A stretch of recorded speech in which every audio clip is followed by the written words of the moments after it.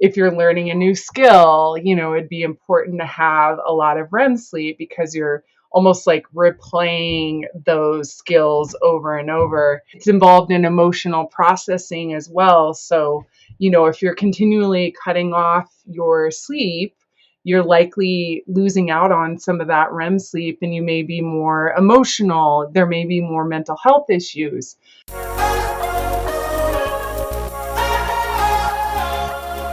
Hey, welcome to the Bodies Built Better podcast. I'm your host, Jackie Tan, and I'm so grateful you are with me today. I have a favor to ask. It would be such an honor if you took 30 seconds to rate this podcast 5 stars.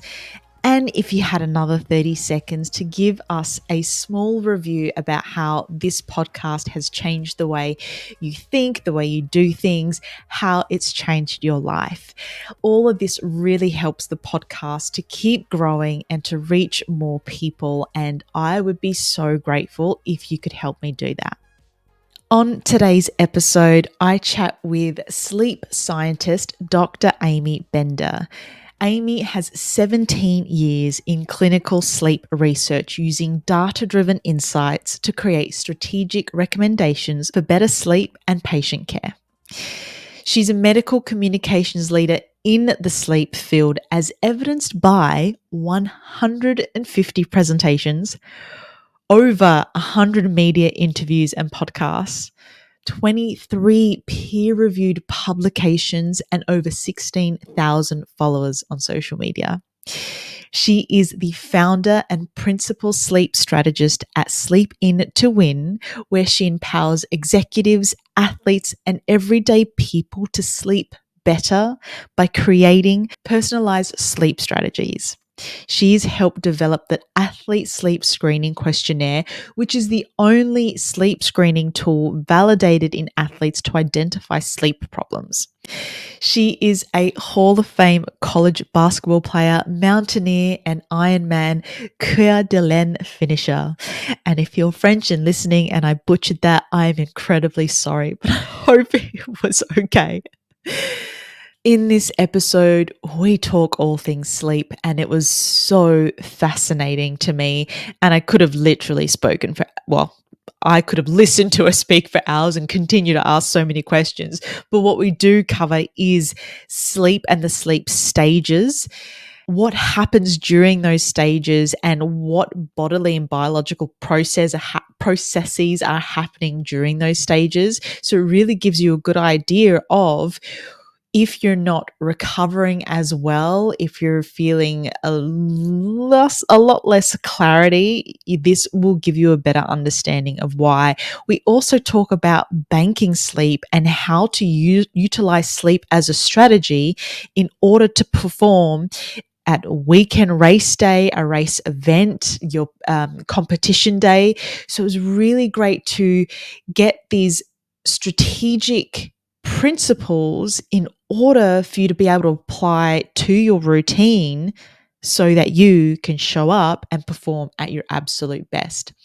We also cover things like caffeine and alcohol and the part that they play in your performance, how they can be detrimental, but also how they can be really good, and how, again, to strategically implement that into your daily routine so you can perform at your best and still get really great restorative sleep. So without further ado, let's dive straight in with this episode with Dr. Amy Bender. Dr. Amy, thank you so much for chatting with me today. Welcome to the Bodies Built Better podcast. Yes, thank you for having me. It's so great to be here. It's a pleasure. I'm so pumped to be able to talk about sleep. It's a topic that is getting so much exposure now, which is so important, obviously, for obvious reasons. It's so important for our health, our well-being, our performance. And so to start with, I'm really curious to know, for you and in your research, at what point, was there a pivotal point where you just went, holy moly, this is so important and so many people need to know about this? Mm-hmm. Yeah, I mean, I think it kind of started at the beginning where I was introduced into the sleep field, and my aunt was manager of a sleep lab, and she invited me over to kind of see what she did. And she was able to hook up the patient with the electrodes covering, brainwave activity and breathing activity and muscle activity, and how those signals translated into the different physiological parameters of sleep and how to score them based on different stages. That was probably the starting point for me, where it was just so interesting to be able to take all those physiological signals that we do during sleep and then translate it into some useful information, and to be able to diagnose sleep disorders was a pretty pivotal point for me. That would be. Do you remember, was there anything that stands out to you that she told you, look, this means that, and you're like, whoa. Well, I think just seeing, I guess I would have to say, seeing the deepest stage of sleep on the screen, where the brain waves are just very high amplitude, very large brain waves, stage N3 sleep is what we call it now. But that was just fascinating to see how much the brain changes across all the different stages of sleep. And going like seeing REM sleep, where we see rapid eye movements and muscle tone that's very low, like seeing that on the screen was pretty cool. Holy heck, I want to see this. That's so fascinating. Well, since you've mentioned it, can we talk about the different stages of sleep? What are they and why are they so important? Yeah. Yeah, so we go into non-REM sleep and REM sleep in about 90 minutes. So we have cycles of non-REM to REM sleep lasting about 90 to 110 minutes across the night. And we start in a very light stage one, where we're transitioning from wake into sleep, and our breathing starts to slow down, our eyes start to relax. And so we start with that stage one, which takes up about 5% of our sleep time across the night, and then go into a slightly deeper stage of sleep, stage two, which takes up about 50% of our sleep time across the night. And again, that's where like memory processing starts to occur with sleep spindles. And again, we start to relax a bit more, muscles relax, and then get into stage three sleep, the deepest stage of sleep, at about 25 minutes into the sleep cycle, 30 minutes into the sleep cycle. And that's where, if you were to be woken up, you would feel groggy. So if you're taking a bit of a longer nap, and you're woken up during stage three, that's where I'm seeing these huge brain waves on the screen. um, and that's where the brain is clearing out the toxins as well, also involved in memory.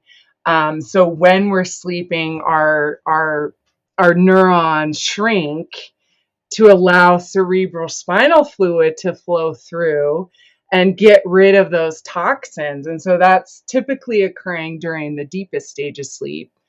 And then we'll kind of fluctuate back into stage two, and then go into REM sleep, rapid eye movement sleep, where you're dreaming, you wake up, you remember a dream, and our muscles are being paralyzed, our external muscles are being paralyzed so that we're not acting out our dreams. And so a lot of that deep sleep, stage N3, is occurring at the first half of the night in the first three sleep cycles. And then we'll see a little bit of REM at the beginning, at that first 90-minute mark or so. But then we'll gradually get bigger and bigger as the night goes on. Those kind of dreaming periods or REM periods get bigger as the night goes on. So um, we tend to get we tend to, if we have a short night's sleep, we'll tend to get most of our deep sleep, because that's happening in the first half of the night. But we'll be definitely reducing our REM sleep because that's occurring in the last half of the night. And that's involved in, learning, memory, um, and all of the stages are important, I think, is kind of the take home message here. But different stages have different processes kind of going on. Yeah. Wow. So are you saying within every sort of 90-minute cycle, we experience all of that, all of those stages? Yes, yes, yes. Wow. Hmm. And so, Yeah, and then towards the end, we may not have much deep sleep at all happening. So I guess, yeah, towards the end of the night, we make up for all of our deep sleep in the first half of the night, and then towards the end, it's more of maybe awakening with a little bit of stage 1 going into stage 2 and then into REM. So it's mainly like stage 2 and REM sleep occurring in the last half of the night. okay. And so that, and the lighter stages happening towards the end of all of this, which is why it makes it easier, or should make it easier, to wake up in the morning. Yes, Like, yes. So depending on exactly if you're waking up in a lighter stage of sleep, like let's say you're waking up in stage 2 or even stage 1, you're not going to feel as groggy as if you're waking up during deep sleep, especially, and even a little bit in REM sleep. Overall, there is something called sleep inertia regardless of the stage of sleep, where it takes our brain at least 30 minutes to fully wake up. And I know you're probably experiencing that now with this early interview. I think I'm past that now. Like, what I do with early interviews is like get up a few hours earlier so that I can get past all of that. Okay, good tip. I'd love to know. Okay, so just to clarify this in my brain, my waking up brain, REM sleep is that, so is that that's the dreaming state, Hmm. and deep sleep is Well, something different? yeah, let me go into a little bit more into the processes going on within deep sleep. So, deep sleep, stage 3 sleep, it used to be considered like stage 3 and 4, and now it's just considered stage 3. We no longer really have a stage 4. That's where growth hormone is being released, tissues are being repaired. So, for athletes in particular, that's a really important stage because we're building tissues, we're having growth hormone released to help in that stage and repair and recover from the demands of the sport. So that's really important for athletes. And then REM sleep is where we can dream at any stage, but primarily those dreams where it's like a movie that we remember in the morning, that's those detailed dreams that are occurring is in REM sleep. And so that's where, like, if you're learning a new skill, it'd be important to have a lot of REM sleep because you're almost like replaying those skills over and over. If you're like, it's involved in emotional processing as well. So, if you're continually cutting off your sleep, you're likely losing out on some of that REM sleep and you may be more emotional. There may be more mental health issues. So yeah, those are kind of the functions more detail of deep sleep and then REM sleep. Awesome. And I do want to get more into how that affects athletes and the different types of athletes. But before we do, um, chronotypes. I wanted to touch on this Mm-hmm. because I think it's really good to know for everyone, um, but also to know that it's not the be all and end all, if that's possible. So, what is a chronotype? Mm-hmm. Yeah, chronotype is kind of your biological preference for being an early bird or a night owl or somewhere in between. So, now about 70% of us are kind of in between that early bird, night owl. You may sometimes feel good waking up early, or you may find it easy to go to bed late. And so those are more of our intermediate types, which takes up about 70% of the population. And then the morning types, the early morning types, like let's say getting up before 6 a.m., extreme morning types, going to bed by 9 p.m. That takes up about 15% of the population. So we have more early birds preferring going to bed early, waking up early. And then we have our night owls, which takes up another about 15% of the population, where they just prefer to go to bed later, wake up later. But it's driven by biology. So for those night owls, it's likely that their melatonin is being released later. And if we're thinking about adolescence, for example, chronotype changes as we age. So when we're more of a early childhood, we're in more of that early bird state. But then as we get to adolescence, we see a peak in night owlness where, at age 19, 18, 19, 20, that's where we see kind of that more of a preference for being a night owl. And then as we age, 50s, 60s, then we revert back towards more of that early bird type. And of course, there's a lot of variability. Like there can be, early bird adolescents, for example, and night owl elderly people, for example.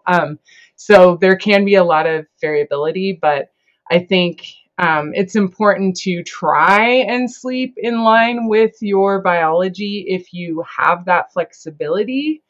But where we see problems primarily occurring is for those night owls. They have it a lot more challenging because of the demands of work, has to start at a certain time, school, for example. So the night owls do have a bit of a harder time. They're more at risk for mental health issues. They're more at risk for academic issues, if they have early morning classes. So it's important to try and sleep in line with our biology if you can. But if you can't, light helps regulate our circadian rhythm. And so being really strict about light exposure. So if you're a night owl, getting lots of light in the morning can help shift your circadian rhythm to an earlier time. And then blocking light at night can also help like prepare your mind and body, like, okay, it's time to go to bed. And melatonin can start getting released earlier. So there's little tips and tricks if you are kind of opposite to what your schedule requires. Controlling light can really help in that area. Yeah. Is there any other way to, like, is it possible to retrain ourselves to be able to feel comfortable waking up early? I know you just mentioned natural light, but can we train ourselves to feel really good waking up early? I think you can if you have a more controlled environment. Now, the minute like if you set an alarm, you set an alarm at the same time, you set a bedtime alarm to help kind of unwind, you have a good pre-sleep routine, you're wearing maybe blue light blocking glasses to block that blue light that's telling our brain to be alert at night, to help promote melatonin. I think you just have to be a bit stricter with like trying to control that light exposure. But so biologically, yes, your circadian rhythms can advance depending on light exposure. Your melatonin can be released earlier. So there is hope for those night owls out there who do want to have a bit of an earlier schedule. But the minute stop doing that, your body is going to want to revert back to the way it was. Yeah. And I find that so interesting. You said, like, when those teen years, you see a lot of people go into the night owl stage. Was that right? Did I get that right? Yeah. Yes, yes. Is that, do you think, something that, I know you said it's biological, but does our environment and our behaviors and our habits play a part into the reasoning behind that? Because, we get a bit older and we want to go out a bit more and we want to stay a bit later with friends, and there's then a bit of alcohol and this. I mean, could this play a part in this at all, or is it just that flip of the? I Yeah, I think it could play a part. The study I'm thinking about is it's in like over 25,000 individuals, and they're looking at chronotype across all of the years, so early childhood, adolescence, older adults, etc. And doing a verified, validated questionnaire on chronotype, and then just assessing where they're at. Um, I think like we become more sensitive to light during certain ages, so that could have something to do with it. As when we're older, we aren't as sensitive to light just because of like eye issues going on in particular. So it's more challenging to control your chronotype, when you're older. So yeah, I think environment can like exacerbate that natural tendency. But primarily, I would say it is driven a lot by biology. And I think working with a lot of athletes and different practitioners, me personally, it is a myth that teens are lazy and they want to sleep in. Like it's a matter of discipline, and I hear some coaches say, well, they just need to go to bed earlier. They're just not disciplined enough. And in my eyes, it's like, no, their biology is not wanting to release melatonin until later. And if you're waking them up at 6 a.m., that's like the equivalent of waking an adult up at, 4 a.m. or 3 a.m. because their biology is that much different at that age. So yeah, it is interesting, but I always like to go back to, I guess biology driving that. Yeah, super interesting. Well, speaking of athletes, I'd love to talk more about how athletes can improve their sleep quality for performance. And before you mentioned, the athletes uh, at the different stages, it was, oh gosh, I hope I remember this correctly. Stage 3 is when our memory process and our muscle um, Hmm. memory starts to consolidate. Was that right? Yeah, stage three is where growth hormone is being released, tissues are being repaired, but also cerebrospinal fluid is, flushing out those toxins. And of course, that occurs throughout the night, but primarily in that stage. And then REM sleep is where, like, if we're learning a new skill, for example, procedural memory is coming out during REM sleep. So learning a new skill. So I'm trying to think of a good example. I'm coaching my daughter's 9-year-old basketball team. And we did a new drill yesterday where we did this rainbow passing drill, and it was funny because they it took them a while to figure it out, and I'm just thinking to myself, I wonder if they're gonna actually like replay that in their sleep and learn that skill, so that next time we do the drill, they'll be a little bit better. Well, that will be really interesting. See how that goes. Um, Yes. well, in saying that, is there, for athletes, but for everyone in general, is there an amount of sleep? You hear 7 to 8 hours being thrown around as the a minimum or ideal amount of sleep one should be getting. Is there an ideal amount of time, and is that across the board? Like, for athletes in particular who are doing, that strenuous work, they're training potentially at 5 a.m. in the morning and then go to work for a full day and then potentially are looking after a family afterwards. Like, I mean, there's a lot going on in their life. So is that 7 hours generally the rule of thumb for getting all the adequate rest you need? Yes, I would say 7 is the minimum. We think so for an adult, it's between 7 and 9 hours is kind of that recommended amount. Now, 6 hours may be appropriate, 10 hours may be appropriate, for example, but 7 to 9 is kind of that recommended. Most of us fall within that 7 to 9. Um, so I think aiming to definitely hit that minimum of 7 hours each night is important. Um, but when we look at sleep extension studies, we see, so for example, there was this basketball study, or college basketball study, where they studied everyone, their team sleep. They're getting about 6.7 hours. So they were just below that 7 hour threshold. And they then said, okay, we want to extend your sleep across. We're going to really focus on sleep. We want you guys to be in bed for, around 10 hours. And they ended up getting about 8.5 hours of sleep during this 4 to 6 week period.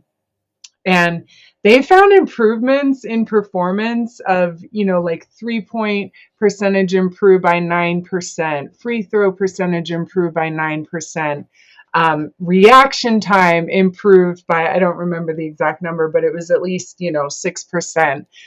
Sprint times improved, their sprint times across the court improved by a bunch as well, and just by focusing on getting more sleep.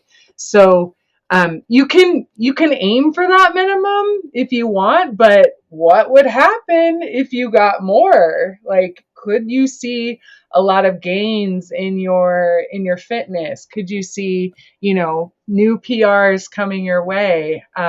It's an interesting concept. So I think in general, yeah, let's aim at least for that minimum, but what would happen if we could get more? And it doesn't have to be, it doesn't even have to be like an hour more per night. It could be, okay, I'm going to go to bed 20 minutes earlier. I'm going to sleep in 15 minutes later. I'm going to add in a 20-minute nap, twice a week. I'm going to add in a 90-minute nap once a week on the weekends. I'm going to sleep in a little bit more, so there's ways that it all can add up to then get more sleep across the entire week. That's brilliant, because you answered my question. I don't even have to ask it, but I was going to ask, can we include naps within that, I guess, that accumulated time? It doesn't all have to be at night.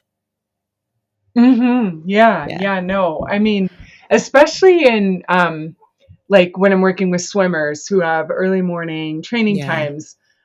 Now, talking about naps, even if you're getting a sufficient amount of nighttime sleep, if you add in a short nap, it's going to boost your mood. It's going to boost your alertness. It's going to boost your performance. It's going to reduce muscle soreness.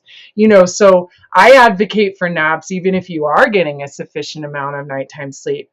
But for those that are training really early morning, we want to try and make up for some of that lost sleep at night by adding in a nap, and more of a longer, 90-minute nap, for example, to try and make up for some of that lost nighttime sleep. And 90 minutes is the maximum? I guess it depends. I mean, I've worked with college age swimmers where, their melatonin is being released later, they're not sleepy early. And so, it could go as far as 2 hours, 2.5 hours potentially, depending on the amount that they're losing at night.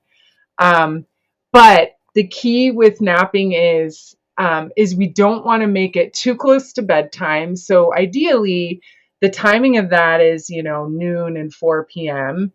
The earlier, like in these swimmers, let's say they do their training, they're able to come home and nap. A 2-hour nap is not as big of a deal because they're not, they still have an opportunity to build up sleep pressure across the day. So yeah, the duration depends also on the timing. So ideally, 20-minute nap, you're not getting into the deepest stage of sleep, waking up feeling groggy. Other than that, a 90-minute nap I would recommend, because then you're getting all of the stages of sleep. But if you're losing a lot of nighttime sleep, then we may go beyond that 90 minutes to kind of make up for some of that lost sleep. Aside from losing sleep, is there any other time that you would recommend trying to get more sleep? And what I'm thinking of is those who are potentially dealing with a sickness. We could talk about our athletes who, have are dealing with a peak week of their training, so their load is just really high and really exhausting. Is there any time or any situation where someone you'd recommend saying you need more sleep? So forget about 7, try and get 10, try and get 12, when that really can help their either body recover and restore and get better? I think so. Case in point with myself. So I did an Ironman in 2009, and this is when I kind of was starting out in the sleep field and starting to like really be interested in sleep for athletics. And after that event, I slept for 10 hours, probably for 10 days in a row. So I think definitely recovering from the event is going to be helpful. But yeah, potentially prioritizing it during high training loads. We think, that we need to recover from the demand, the mental and the physical demands of the sport. And that's why we think athletes need more. And so, yeah, prioritizing during at that time.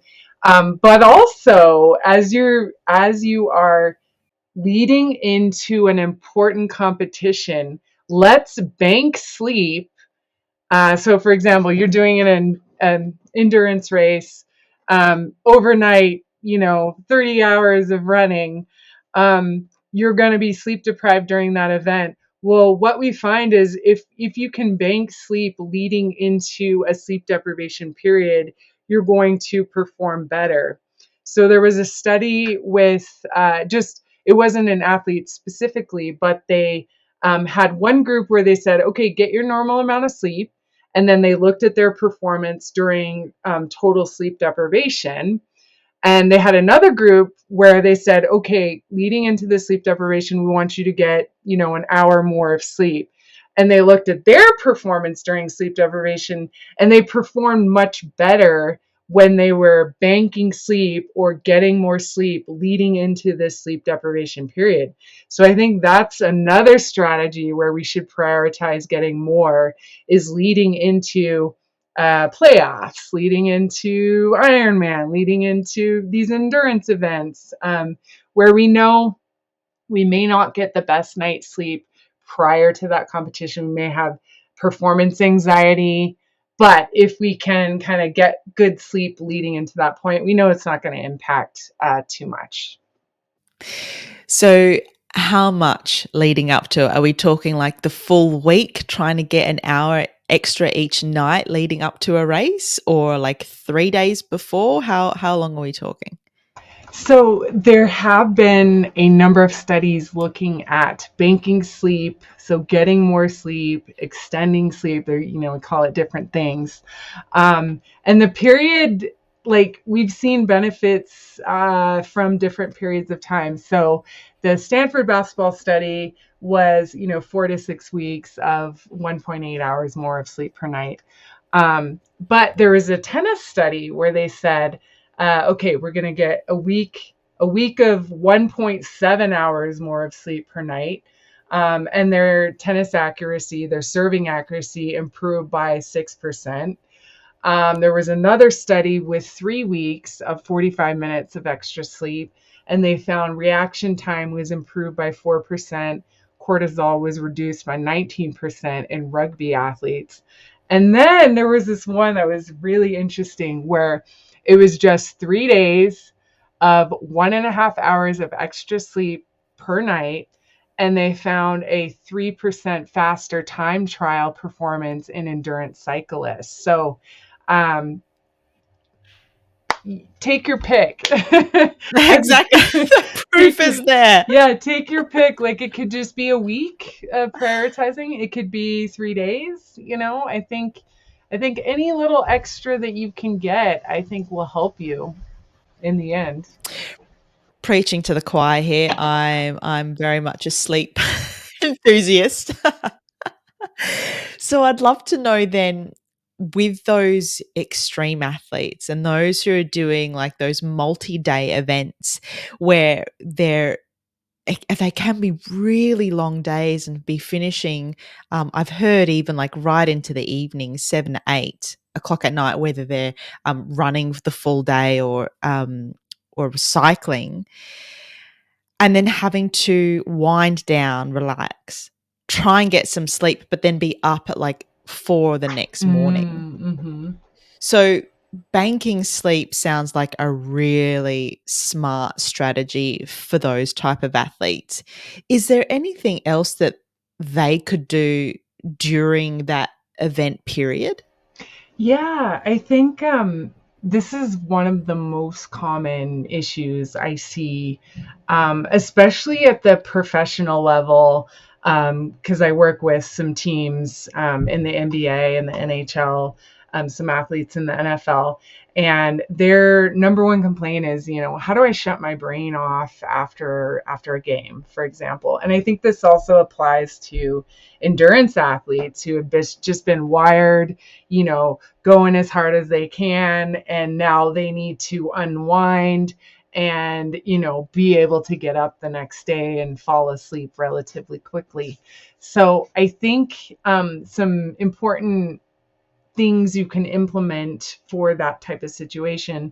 And I was just working with someone recently where we added in a bedtime alarm. So obviously, if you're like in an endurance event, not a huge deal. But this person in particular, they're having issues shutting their mind off after a game. So we're like, okay, what time do you get home from the game? What time's a realistic time that we can start this pre-sleep routine? So we set a bedtime alarm. We then implemented, like, let's heat the body up. So taking a warm bath or shower, taking a sauna, like having a sauna, temporarily increases our body temperature, but then plummets, making it good for falling asleep. So heating the body up was something that we implemented into their routine. And then the next part was a reading or writing activity.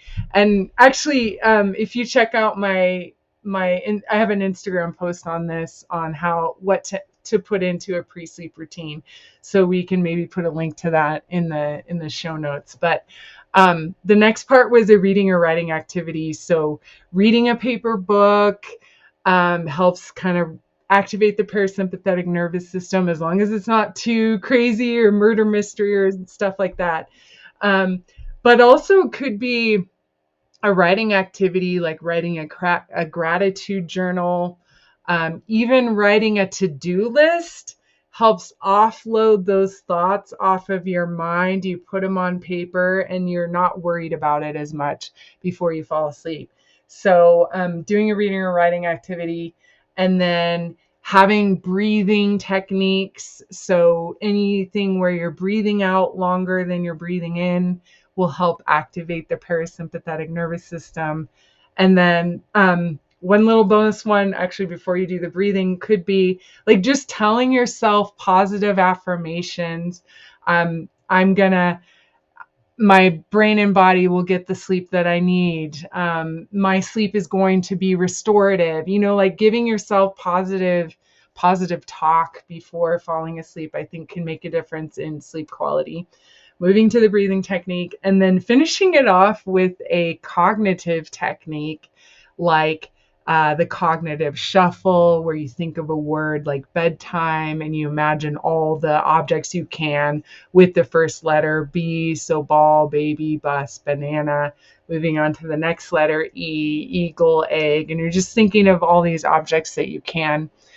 Or picking a color like red and imagining all the objects you can that are that color. So strawberry, apple, raspberry, red chair, red cup, And what that does is it helps simulate what your brain does when you fall asleep, but it also just preoccupies your mind a little bit so that you're not so worried about falling asleep potentially. So I think having a good pre-sleep routine is something that can really help people in that situation where they're tired but wired. Yeah, it's so huge, so important, and one that I think not many of us think about or have a pre-sleep routine. And just by hearing you say that, I can imagine how much it would help me. The one thing I do is a hot shower, and I do find those nights I do get to sleep quicker now that I think about it. So I may make that part of my nightly routine. But knowing Mm-hmm. that you can go into a race or an event or a multi-day event and have these things that you can do would at least take some pressure and anxiety away from the trying to fall asleep and get up the next day early enough. Mm-hmm. Yeah, I think so. Just having those tools in your back pocket, and um, it doesn't have to be as elaborate every day. Those are just some like a solid pre-sleep routine. You could do some of those exercises, and could be an hour or so. But I think having and I do this for myself, where even if I'm going to bed late, I'll like take a warm shower and I'll like do things to unwind, because I just feel like my sleep quality will be that much better, versus like just trying to like go to bed as fast as possible, hit the pillow, and expect to feel great. I do that even when I go to bed late. I'll reduce it a lot, but I'll at least pick, 2, 3 things that I can do every day. And that sets your brain up, like understanding that routine. Oh, this is wind down time. Oh, we're getting prepared for Yeah. bed. Yes. I mean, we do that with our toddlers, our babies. Like we Yeah. have this routine, but somehow we kind of fail to do that for ourselves. We don't have you know, a and there can be bad things that you have in your pre-sleep routine too. So having these good activities that help prepare your mind and body for sleep, I think can make a big difference. Yeah, absolutely. I still want to stay on this topic of the athlete and potentially the multi-day event, but in general as well, and talk about things like caffeine, because we know that caffeine can be used to help performance. I would love to know, in general, what the effects of caffeine is on sleep, and then how can we help athletes to understand when they could be taking it so it doesn't detrimentally impact their sleep. Yeah. I think in general, coffee or caffeine can help, can take us longer to fall asleep, is one of the impacts, depending on how close you're consuming it to bedtime. So that's definitely an impact. It can it can decrease the amount of deep sleep that we're getting. Those large brainwave activity going on. So it can decrease deep sleep. It can increase awakenings during the night. So those are kind of the general impacts, a stimulant on sleep. I think we just need to be more strategic as an athlete on how we're consuming it, exactly as you mentioned, because there was a study in rugby players where they were consuming the caffeine it was like at halftime, like halfway through the game, and the caffeine peaked after the game, so what is the point in consuming caffeine during the middle of the game if it's then peaking, at the end of the game? So that's like some things we can take into consideration. And in that study in particular, I think 25% of them ended up pulling all-nighters as well. So you think the caffeine is helping your performance during the game, but how is it impacting your recovery after the game? And it'll take you 2-3 days to be able to recover from an all-nighter, for example. So that's, I think, just being more mindful about drinking it strategically.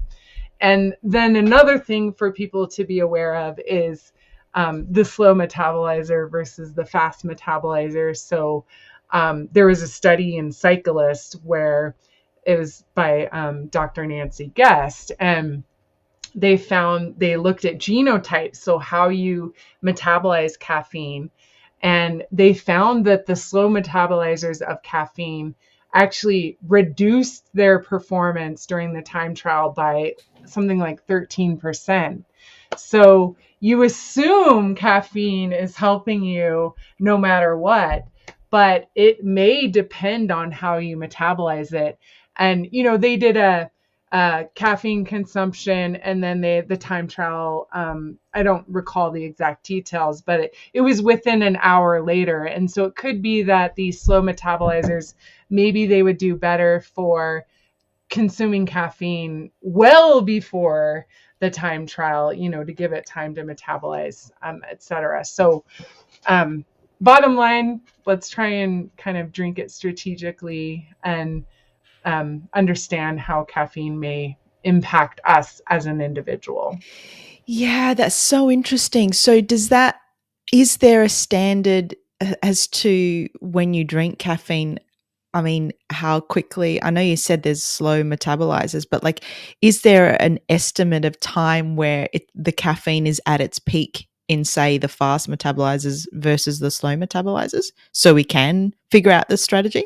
I know that would be, I don't know if there's any work on that in particular, but that is interesting. I guess that study would be a start to try and figure that out, at least because the fast metabolizers did improve their performance with caffeine consumption. So I don't And exactly remember the details, but was that within an hour of consumption?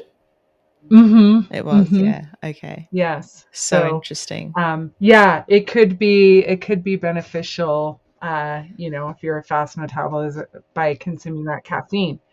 But again, we have to weigh kind of the pros and cons on recovery. So again, like it for those one-off events, for sure, go ahead and consume caffeine because you have the ability to recover after that event. But in NBA athletes, for example, like they have a game almost every other day. They have back-to-back games. So, you may want to look at being a lot more strategic with consuming it for every game, before the game, which starts at 7 p.m. Yeah. So I'd love to know then, like with the slow metabolizers, how do we know we're a slow metabolizer of caffeine? Are there yeah. symptoms? Like, well, can you call them symptoms? Yeah, I think some of us might have a general idea of, like if we're highly sensitive to caffeine. Um, so that might be a clue, like, okay, if I have a coffee at 2 p.m. and it's impacting my ability to fall asleep, maybe I am more of that slow metabolizer, for example. But there was a study in teenagers where they gave them an energy drink with dinner, and that subjectively they're like, oh, this didn't impact my sleep at all. And in those teenagers, and they might have been sleep deprived, coming into the study, but the caffeine didn't impact their ability to fall asleep. So whether or not they were on caffeine or not, they fell asleep in a similar amount of time. But when they looked at brainwave activity, they found that their deep sleep was reduced by 25% with that energy drink at dinner time. So just a caution out to our your listeners, that you may not think it's impacting you, but in reality, it very well could be. This is So, sorry, okay. to get back to your question, you can take genomic testing. So, there's like saliva samples that you can do to figure out what type of metabolizer you are. So, there's like Nutri-genomic companies that offer like ways to figure out how you metabolize caffeine. So those teenagers who had the Red Bull, firstly, I wonder how much caffeine they're consuming in general, because that brings my question to, can you become, and I say in air quotes, immune to caffeine? Because I've had conversations with people who are drinking like 6 cups a day, and they'll have one even just before bed, and they'll be like, nah, I can sleep fine. I can get to sleep, no problem.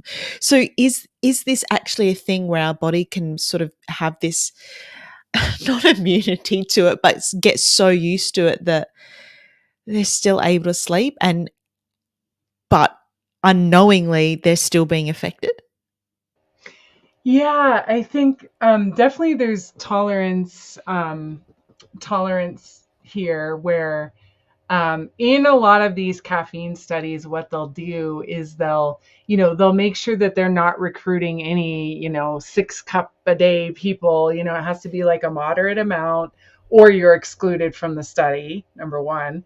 And then number two, they get you to go off caffeine prior to the study, a week before.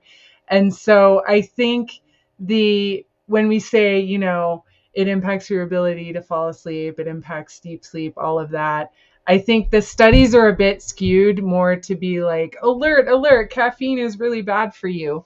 But in reality, it may not be as bad if you have developed this tolerance. But the fact of the matter is, it's a 4 to 6 hour half-life to get out of your system. And maybe if you built up a tolerance, that can be a bit quicker. But still, if you're consuming caffeine right before bedtime, there's no doubt in my mind that it is making your sleep quality worse, even if you think it's not really impacting you. There is an example in one of my PhD study where it was an interesting area. I was in more of a clinical role where we were looking at smokers trying to quit, and a lot of them consume caffeine with nicotine. And we didn't necessarily restrict the amount of caffeine, but we had one participant in particular where he consumed coffee right before bedtime, and on another day he didn't. And it was very telling looking at that brainwave activity, where on the day he didn't, his sleep quality was much better than on the day that he did. So yeah, I think we got to be more aware of, even if you don't think it's impacting you as much, that likely there's probably a negative impact depending on the timing. And generally, we say there was a really good meta-analysis looking at all the different caffeine studies, and they found that around 1 p.m. should be that cutoff where you're not consuming after that point. Um, and so, I always say, like, don't drink beyond noon, um, depending on the situation. So Yeah, lots to think about there. There's so much to think about. I love this. My husband used to be a sleep tech, and Oh, cool. he would tell me stories about how people would obviously get wired up, and um, and this was obviously to check if they had sleep apnea, and they would wake up in the morning and feel really groggy and awful. And they would complain that they just had the worst sleep of their life. And then he would say, actually, you just had the best sleep of your life because you actually went into deep sleep this many times and whatever. So, is it possible? I find that really interesting, firstly, if that someone can get the best sleep and still feel awful. I guess it depends on when they woke up, but um, is it possible for the type of person who does, let's just say they drink a lot of caffeine, whether it is a coffee or whether it is an energy drink, they think they sleep fine and then they go off it and then potentially have and I air quotes, awful night's sleep, but it could actually be the best sleep of their life because their body is actually starting a restorative process? Could that be possible? I think it could. I mean, based on just the example with your husband, I think it is hard for us to gauge how well we're sleeping, and so there's so many people out there who have sleep disorders that don't even realize it. Like, and maybe they're not impacted to the degree of someone else, so they may not recognize it, but yeah, it is pretty challenging to really understand the impact, unless you want to go off of it for a while, and it can take up to 2 weeks for it to kind of get out of your system, and then see how you're sleeping, and see if you notice a difference, which I think could be helpful. Yeah, but it is challenging to understand, is this making a difference or not? Am I a good rater of my sleep or not? And that's why we have sleep studies where we're looking at brainwave activity. That's why we have wearables to some degree, although more challenging to look at like the stages and the deep sleep because they're not as accurate in that area. But it is nice to have more of those objective measures. Yeah, we love data. I believe if we can look at something tangible, it does help with setting goals, or at least understanding that, oh well, if I had a not so great night's sleep via how I feel, but also what the data is saying on the app or on our watch or ring, whatever it is that you're wearing, at least then that can give you an opportunity to do something different the next night. Yes, yes. And I'm at first I wasn't really a fan of wearables just because I didn't think they were that accurate, but I've since changed my mind because I think what's measured can be managed, as you were saying. We need some of that data to then, okay, how can I change this? How can I optimize this? And look at more long-term trends across time. So I think wearables can be useful in that Yeah, in that sense. absolutely. I'd love to know what alcohol or how alcohol affects our sleep and the athlete. Hmm. Yes, it helps us fall asleep quicker for sure. But as it's being metabolized, it can be disruptive to our sleep. Our heart rate starts high as it's being metabolized. We're at a higher heart rate across the night. It can be more disruptive to REM sleep in particular. Just as it's being metabolized, we're more likely to be in REM sleep depending on the timing of the drink. So yeah, alcohol can be pretty detrimental to our sleep, despite the benefit of being able to fall asleep quicker. And so limiting that, making the timing not too close to bedtime, avoiding the nightcap, but maybe wine with dinner, not as big of a problem.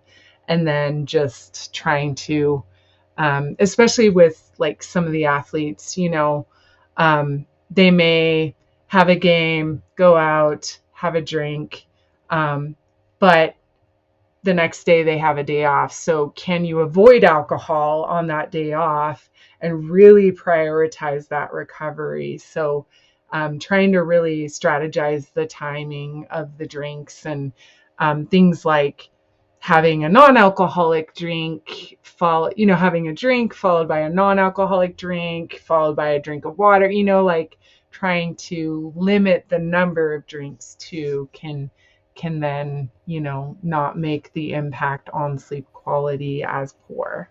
Yeah.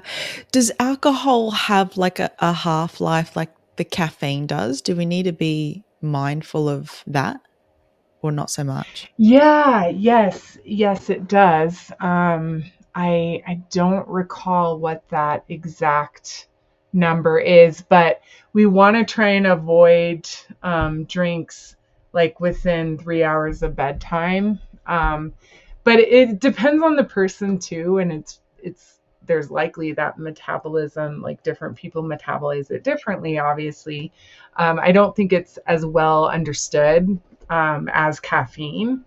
But yeah, I think, you know, being mindful of how it impacts you as an individual. So if I consume it at dinner, am I seeing an impact on my heart rate variability?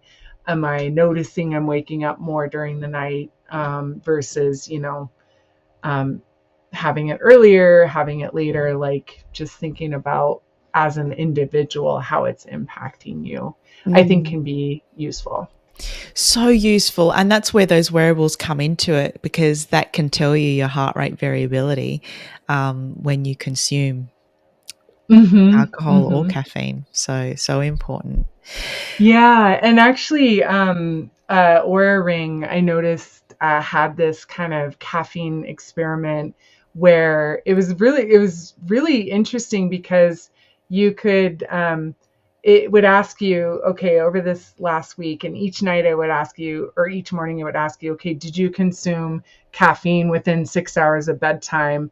And so you would put yes or no, and then what it's going to do is then compare your nights with and without 6 hours of bedtime, and then show you like how your data changes. So I think that's a really cool feature, That is that so I don't see a lot. cool.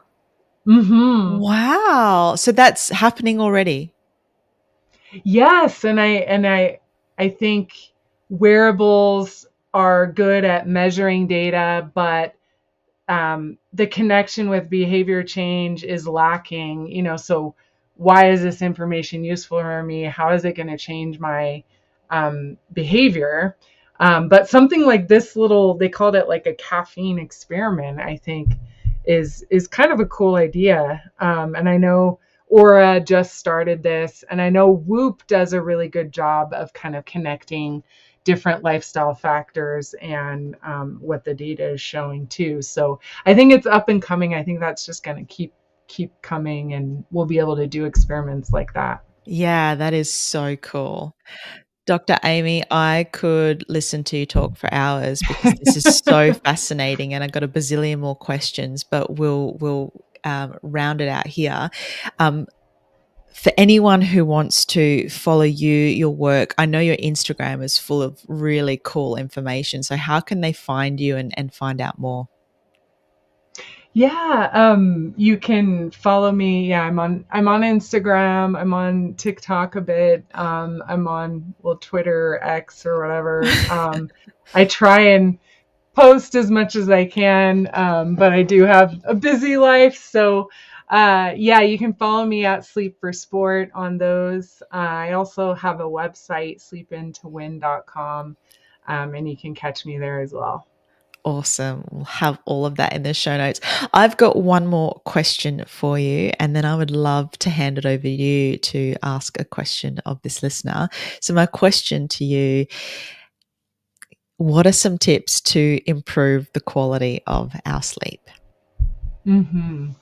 I think getting light exposure is a big one. We talked about that a little bit, but getting outside for at least 30 minutes, where the light is much brighter. So getting that exposure, prioritizing that exposure in the morning, but also potentially in the afternoon. There's been some new research in that area. So getting good light exposure, limiting our light exposure at night as well. So dimming our lights, potentially using those blue light filters on our phone, or even like blue light blocking glasses, potentially if you're late working at night. So prioritizing, strategizing light. We talked about caffeine, we talked about alcohol, having a good pre-sleep routine. We touched on that. Napping, so incorporating a nap if you can. I think that'll help improve performance as well.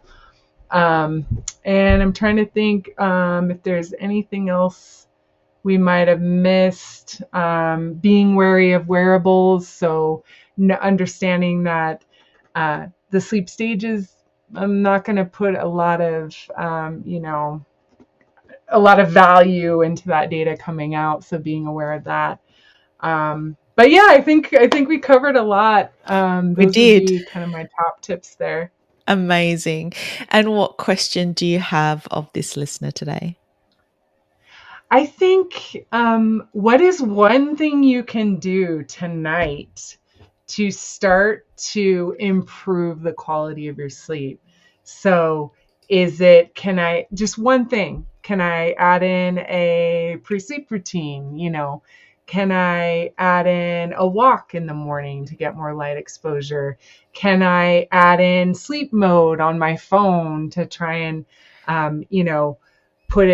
go into grayscale to prevent me from scrolling and scrolling and scrolling? So that's my question to the listeners out there is, what is one thing you can do today to help optimize your sleep for the future? Amazing. I love it. Dr. Amy, thank you so much for chatting with me today. This has been awesome. Like I said, it's something that I could just pick your brain for hours. It's such important information and I just love learning it. So thank you so much for your time today. You're welcome. And maybe we can do a part 2 sometime. Well, you said it, so now it's on my list. Thank you so much. Okay. Sounds good. Thank you. How good was that? I just find this research so fascinating and there's so much more to be done and it blows my mind and I just love it. If you are also loving sleep research, then please head over to Dr. Amy's website and her social media because she shares so much on that and it's just nice to be able to scroll through your feed and see either a reminder of what you should be doing around your sleep and sleep hygiene, sleep prep, and be able to apply that in your day, as well as the latest research that's coming out as well. So she's constantly posting these tips, the research and the studies around sleep, and it's just such a super resourceful space, and I highly recommend it. So I'll make sure that's all in the show notes for you to get onto, and we'll also put in the website where she has additional resources and studies as well. I hope you enjoyed that episode. If you know someone, if you know an athlete who gets a bit anxious or their sleep tends to get a bit interrupted during times of competition, during weeks of competition, or during a heavy load period of training, then send this over to them because there are so many great strategies in this that could really help them. As always, I appreciate you for being here. Thank you so much for taking the time to have a listen into this week's episode. Have the best day, stay awesome, and we'll catch you next time.